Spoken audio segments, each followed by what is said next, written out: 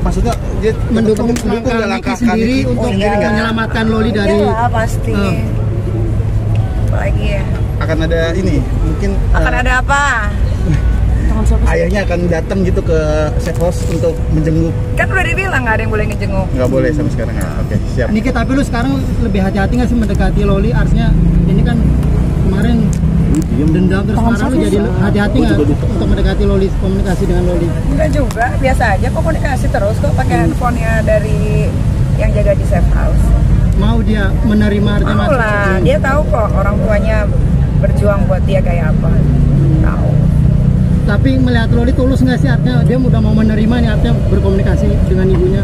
Mungkin lambat laun Laura akan tersadar pilihan dia salah, dia waktu saat emosi mungkin mendekati orang-orang yang salah dan didekati orang-orang yang salah. Jadi kalau sekarang dia udah bisa berpikir bahwa selama flashback selama 2 tahun kurang ini, yang ngedeketin dia, yang dia juga minta tolongin ternyata orang-orang yang salah gitu. Udah sedikit ngomong sama Laura, dia bilang I'm so sorry Ami gitu kan, sama apa yang udah kulakukan. Ya pelan-pelan lah, nanti lama-lama dia akan ngomong sendiri.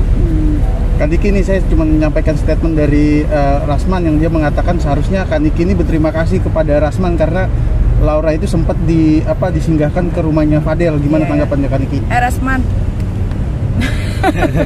otak lu di mana sih Rasman? Kok terima kasih sama begituan? Pacarnya Loli tuh Loli belum pernah pacaran sama monyet. Jadi masa terima kasih sama keluarga monyet. Oke, siap. Oke, kasih tau seperti apa ini melihat perseteruan antara ibu dan anaknya yang lagi ramai. Tapi mohon tidak menjurus ke Ya, intinya kami selalu menganjurkan kepada para orang tua agar memosisikan sebagai sahabat anak. Apakah itu ayah, apakah itu bunda, mohon sebagai sahabat anak, karena setiap anak pada dasarnya juga melihat orang tuanya sebagai role modelnya. Anak-anak adalah peniru yang terbaik apakah pada saat masih kecil, kemudian usia SD, SMP maupun saat remaja. Jadi marilah dipupuk komunikasi yang sangat efektif antara orang tua dengan putra putrinya supaya tidak menghadapi berbagai permasalahan pada saat nanti sang anak juga menjelang dewasa. Kita kan juga punya bukan hanya hari anak nasional tapi juga punya hari keluarga nasional. Jadi mohon dibangun suasana keluarga yang tetap kompak, komunikatif, dan disediakan waktu untuk saling berkomunikasi supaya meluruskan berbagai kesalahpahaman dan tidak sampai kemudian konflik itu sampai keluar. Saya kira itu. Tapi perlunya adanya ini nggak bimbingan konseling gitu, artinya peran dari lembaga-lembaga terkait gitu tentang untuk anaknya itu sendiri gitu. Iya, artinya selain itu juga pentingnya peranan dari RT dan RW, namanya rukun tetangga, rukun warga. Jadi dalam hal ini mohon betul-betul diberdayakan. Jadi kalau ada masalah dalam keluarga, maka tetangga kiri kanan juga mohon berkenan juga untuk membantu apa yang bisa dibantu begitu. Kadang-kadang kalau dengan keluarga kandungan jauh-jauh di lain kota dan sebagainya, maka salah satu yang kami gagas dulu sejak tahun 2011 adalah Sparta, seksi perlindungan anak di tingkat rukun tetangga.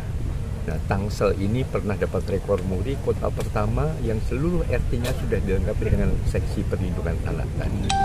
Jadi langkah preventif mencegah terjadinya berbagai kesalahpahaman, konflik antara anak dengan orang tua, di mana kadang juga orang tua mendidik masih membawa gaya masa lalu dengan kekerasan, dengan cara bentakan, pukulan dan sebagainya. Nah, sekarang sudah bukan zamannya lagi karena sudah ada undang-undang perlindungan anak. Oke, kasih tuh. Tapi apabila orang tua ingin menyelamatkan anak karena mungkin di bawah umur dari pengaruh negatif, seperti apa mungkin kasih tuh? Iya, tentu arahnya orang tua yang mencintai akan menyelamatkan dari berbagai pengaruh negatif ya. Tetapi yang paling penting adalah caranya. Orang tua maksudnya baik, tapi caranya keliru, maka itu juga akan keliru hasilnya. Maka terjadi justru perlawanan atau antara fight atau flight, antara orang anak melawan atau justru anak kabur. Nah, untuk itu jadilah tadi kami mengkampanyekan jadilah ayah bunda sahabat anak. Kak Seto, menurut Kak Seto cara terbaik mungkin untuk menjaga keharmonisan antara ibu dan anak mungkin seperti apa cara terbaik? Ya, cara terbaik tentu membiasakan adanya komunikasi yang efektif. Apakah rapat keluarga atau ngobrol bareng asik dan sebagainya. Kalau misalnya ada masalah, mungkin perlu orang ketiga. Nah, orang ketiga bisa tetangga kiri kanan, bisa juga mungkin paman, bibi dan sebagainya, atau bisa profesional. Jadi bisa datang ke psikolog atau psikiater untuk bisa memberikan panduan untuk bisa merapikan kembali komunikasi tadi.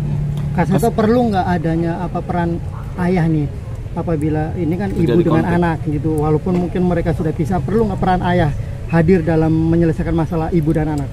Iya, karena anak ini mempunyai bukan hanya mempunyai ibu tapi juga mempunyai ayah, maka ayah juga perannya sangat penting.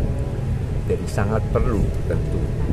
Jadi dalam hal ini mungkin ada bantuan dari ayah selama ayah masih ada, sehingga semuanya ya intinya adalah harus mempunyai kebesaran jiwa, tidak boleh arogan, tidak boleh mau menang sendiri. Semua kemenangan adalah kemenangan bersama atau kemenangan keluarga. Terima kasih. Terima kasih banyak. Ya.